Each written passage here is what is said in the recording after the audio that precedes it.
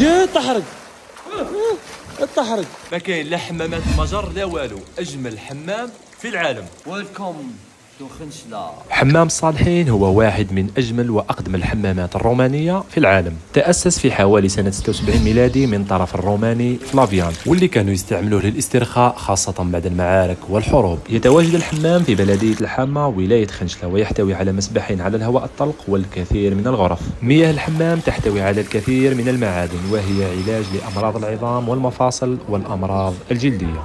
ليكيبي 6 تاع الصباح وما قدرناش نعوموا في هذا المسبح باسكو الماء تاعو بزاف سخون، على خاطر هذا السورس راهي مازال تصب فيه. اللي يخدموا لهنا حينقصوا من هذا السورس، حينقصوا الديبي تاعها باه تنقص درجة حرارة هذا المسبح ونقدروا ندخلوا نعوموا فيه.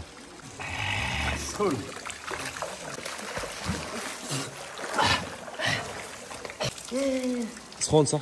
البرمون ممنوع الصعود فوق جدران المسبح. داروا البلاكه هذه وداروا المسامر لهنا فوق الجدران باه ما يصوتيوش الناس في المسبح. سما من فما تنحيوها باه يتجدد الماء في الليل. تجبيده. هذه هي السورس اللي تعمر 2 بسانات للداخل. ايوه لاسورس قد ما تفتح لها قد ما يبرد الماء.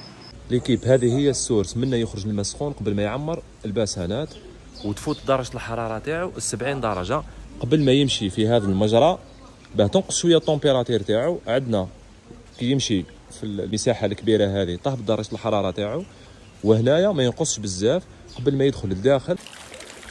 كاين 2 بسانات، كاين هذاك اللي لهيه وكاين هذا اللي لهنا، وهذا بنستعملوهم باه نشلوا رواحنا كي نكملوا التحمام.